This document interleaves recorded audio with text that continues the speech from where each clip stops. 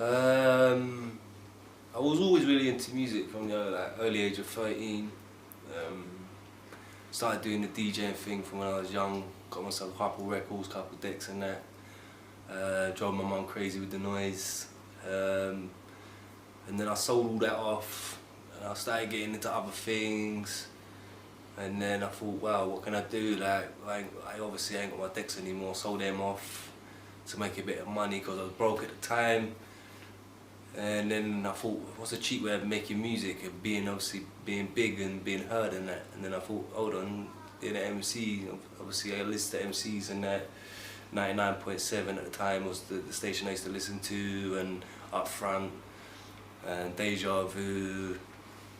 And yeah, so I just started writing lyrics as a joke at first, and started like listening to other MCs and jotting stuff they put, like, would spit out and put it together with other stuff. And at first I was really basic and crap and didn't really have no kind of flow or style or anything like that. And then things gradually it was mad. Just 1 minute I was just nobody, just spitting lyrics, working that, doing a part-time job, and then next thing I started linking up with certain people. Big Nasty, obviously, with my good friend, we linked up from early. At first, when he first heard me in that in Brixton and spit, he didn't take me serious. He thought, oh shit, who's can I swear? Yeah. He thought I was really bad. And then he told me, yeah, go and write some lyrics, go back and write some stuff about our crew and all that.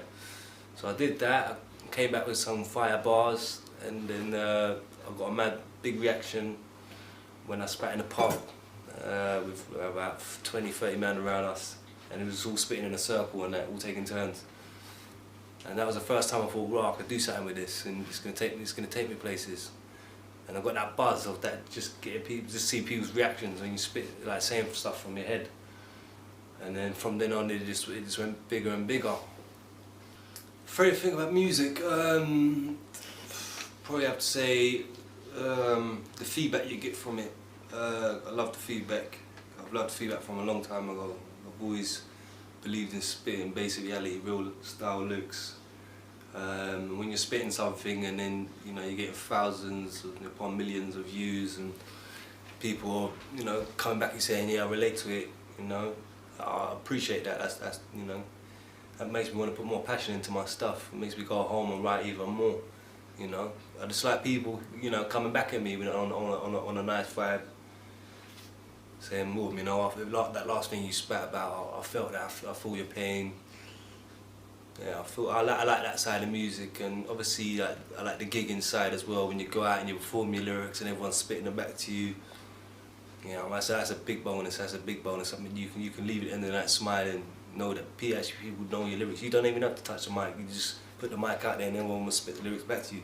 It's crazy. I've done it so many times. It's fun. It's just really enjoyable. So yeah, probably say them two. Ooh, that's a good one. That's a good one.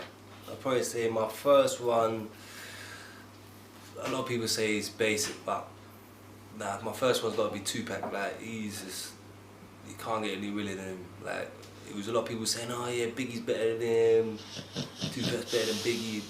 Personally, I've always rated Tupac because I can relate to his shit. Biggie Smalls, yeah, he was sick lyrically. He was unbelievable. Like, for his time and his generation, like, there was no one spitting like him. But he was Tupac all day long. I'd listen to him in my car. I still do. His stuff never gets old. My second rapper is gonna be probably Joe Budden. Not many people know this, but I like Joe Budden. If you ain't heard of Joe Budden, go and listen to Joe Budden. Now he spits a lot of real shit as well, and he'll spit that stuff about his baby mother. He'll spit that stuff about him getting caught up in certain situations that he can relate to, and he's still going. He's still going hard. So Joe Budden, yeah, look out for Joe Budden because he's been around from day. So your next one would be, I think, Wu-Tang Clan. I mean, growing up, first started listening to hip hop. Like, obviously I was doing the MCing thing first, and then I started listening to hip hop after. But the first track I heard was from Wu-Tang Clan, and obviously being brought up in the group ourselves as NAA, with me, Big Nasty, Solo, obviously there's quite a few more. Kind of like we could relate to them as a crew and like coming through the scene as a crew thing. So yeah, like, you know, obviously they got some deep lyricists as well. You know, Method Man, Redman. Oh, there's so many of them I could name, but yeah, as a group, and inspired us as a group, I'd say Wu-Tang Clan. Yeah, I'd probably have to say 80% of my stuff that I write is obviously through my experiences. I mean, you've got a lot of time where a lot of MCs nowadays are just chatting random shit just to, you know, get the state all buzzed up and, you know, get a couple followers and blah blah blah. But they're not chatting the stuff that, you know, that's inside their heart, inside their soul. They're just trying to, you know, get a couple spuds on the block, or the ends, or whatever they're from. Like I can tell who's spitting real and who's spitting fake. You know what I mean? You can just tell. Like, but yeah, I've been. I mean, there's certain bars you're gonna listen to, or you know, like a bit extremed, or you know, you might add a bit more to the story to make it more interesting. But yeah, no, I'd probably say about 75–80% of my stuff is all real. It's all from the heart, basic reality stuff. Especially in my hip hop stuff. Grime is more. I'd say that was more for my kind of like my hype lyrics to get, you know, to get the club buzzing and go to shugs and parties and stuff and tear it down and everyone spitting it back to you. Get reloads after reload. But when it comes to the hip hop stuff, my hip hop stuff and my story stuff is probably most of it's all going to be real experiences. No. I mean, as I said before, like, you gotta have. I believe as an artist, you gotta have a concept. When it comes to deep tunes and that, and then obviously you've got to have bars for the clubs and that. So I've always been like prepared for different kind of, you know, obviously you can be like a reggae tune, give me a jungle tune, a bashment tune, soca tune, hip hop, grime, whatever tempo it is, I'll play around with it, I'll work with it. So yeah, I mean, it doesn't matter what, if it's slow beat, it gives me more time to write a story. If it's a bit faster and a bit hyped and I know it's going to be more for the clubs, then I'll give it more, you know, more energy and more aggression. So nah, it's just there really. Well, it was a concept that was thrown at me basically. I was just obviously just writing stuff at home, and then I got a call from a producer.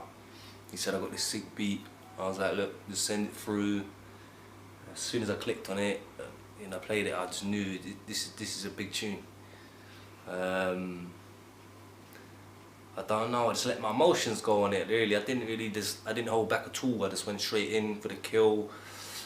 It felt like it was one of them beats where you could just spit your whole life away. And I came back at him, I said, look, I've got these bars, I don't know, I might be a bit too deep. And obviously when I got in the studio, he was like, look, put them down, I put them down, and then, you know, he was like, yeah, these bars, you know, it's deep, like, you can't really get any deeper than it. Then obviously we got Skinny Man on the track, and I told him the concept of what we're gonna play around with. And he come back at me and went, alright, cool, put down the lyrics in the studio. And then engineer went away, put the hook and the chorus in the middle, and then it just came from there. The song's basically about me and my brothers and sisters all brought up in care. There's a deep side to the care that a lot of people don't really see, and there's a lot of people out there that are still in Children's Home that see that deep side as well. They don't have really much, you know, they can't really say much, or they don't like to come out and talk about it too much. But I had the option as an artist to come out and you know, get people to listen to what I got to say. There's a lot of people in that position where they don't have that same audience as what I have. So I thought, you know, this is the best way to get it out there. And it all started off with like me and my brothers and sisters all brought up in a children's home in Brixton, Angeltown. There for quite a few years. Growing up and that, never really knew right from wrong. I never really went to school. It's caused a lot of trouble in there. a lot of other dodgy stuff was going on as well, but as a kid you don't really watch them kind of things. It's only when you grow up you realise, oh shit, a lot of bad stuff happened. You just get on with it, you know. As a child, I mean, I just got on with being in the children's home with no mum and dad and that, and the same with my sisters and brothers, and you know, we just learned to get on with life. No point dwelling on the past and all that. You just got to get on with it. And I try and say that to anyone, you know, don't dwell on your past, because some people don't get out as good, you know. Some people end up in jail or end up on drugs, like strong drugs, you know, to like block away the pain and that, or they just get into trouble or end up going down the wrong path. But there's you know, there's ways, and there's help out there, you know. So 70% of it was having my little boy. See where the stuff I've come from and the people I've seen and the stuff I've had to go through. Having my own kid, having my own son, it opened up my eyes, you know. It just changed my whole, you know, aspect of life. Having my little one there, even down to my attitude, my aggression, my road rage, everything, that I completely stopped it. Like I don't know, it just changed me as a person. Like if you knew me as I was growing up and that, I was a bad breed and that. I used to do mad shit, naughty stuff. But I don't know, it just changed me. It changed me having Corin and that. Not that I just want to take time out. I just want to take time out and look after my little boy and show him the ropes from young, and that, you know, wanted him to understand who his dad was. I wanted him to be brought up a different way to where I was brought up. You know, my dad was brought up in a children's home and that. I was brought up in a children's home with my family and that. And you know, I wanted to change for his generation and that. So I did take a big step back because of Corin. I'd say another reason was I was doing a lot of chasing and I wasn't getting a lot of what's the saying? Basically I was doing a lot of work, I was putting a lot of work in, but wasn't getting nothing really back from it.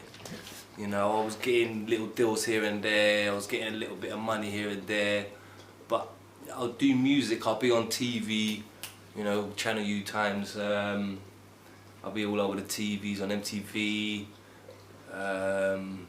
all the radio stations like Radio 1s, Kiss 100s, I've done them all. But at the end of the day, I was looking around broke. I didn't have no money on me. I was still signing on the dole. And sorry, the dog's in the way. Yeah, I was just sick of living broke all the time, and people looking at me like as a, you know, as a role model, as a superstar. You know, they see me on TV, they get a bit gassed. Oh yeah, I see you on TV. But they're wearing a new fresh Arachis or Jordans, and they're looking at me and I've got some shit pair of trainers on, I can't afford it. I'm thinking, hang on, this is the wrong way round. Do you know what I mean? I'm meant to be looking suave, I'm meant to have the money and all that stuff. But that's the way they were looking at it. Oh, you got a mansion, you must have bare girls, you must have bare money, blah blah blah. I weren't living that life. You get me? I loved the music and I did it all. I enjoyed it, but it weren't paying back. So I had to take a step back, got a job.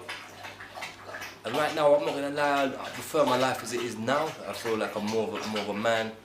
I stepped up to the plate. I've got money in my bank, got my nice car. And I didn't have this when I was doing my music. Do you know what I mean?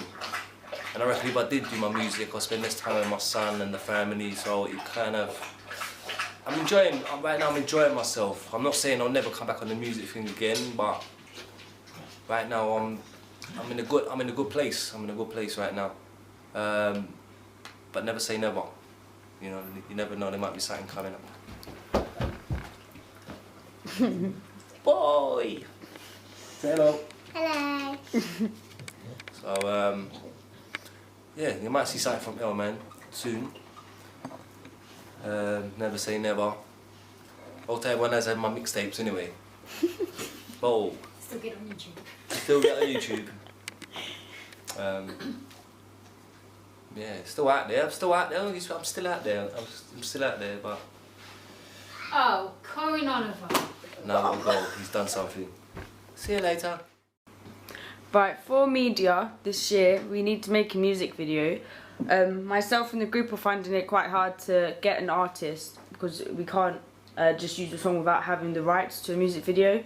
So I was just wondering, seeing as you're in the music business, can I use one of your songs? Yes, you can. And which song can I use? I'd say probably Children in Need. That's probably a good one. We'll probably have to use you in the music video because it is a narrative and performance, and it's better if we have you in it, because then we can get like the emotion out of the song if you're rapping it. Would that be okay with you? Yeah, that's cool. What days are you available? Probably on the days I'd say Sunday, because most of the time I'm working. I'm usually doing 6 days a week anyway, so yeah, if I ain't doing music, I'm just working all the time, so yeah. Okay. Any other questions? No, good luck with your project, and I hope it goes well. Thank you.